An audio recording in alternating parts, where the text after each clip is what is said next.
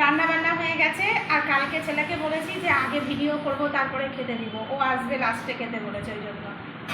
তো এতগুলো রান্না করি, ভিডিও না করলেও ভালো লাগে না। আর খাবারগুলো দেখিয়ে নিই। রান্না করেছি হচ্ছে যে এখানে রয়েছে ভাত, আর এখানে রয়েছে পটল লতি, পটল, একটু আলু পেঁয়াজ দিয়ে ভাজা। আমি কিন্তু আগে পটল লতি শুধু আলু দিয়ে ভাজতাম, কিন্তু এখন সব কিছু দিয়ে একটু ভাজলে পটল লতি ভাজাটা ভালোও লাগে খেতে। আর এখানে রয়েছে লাল শাক, এখানে রয়েছে পেঁপের শুক্তো, শুধু পেঁপে করেছি আজকে আদা বাটা দিয়ে। আর এখানে করেছি ডিমের ঝোল, আর এখানে করেছি 1 পিস মাছের ঝোল। 1 পিস মাছের ঝোল দেখে হয়তো আপনারা ভাববেন যে আমি 1 পিস কেন করেছি।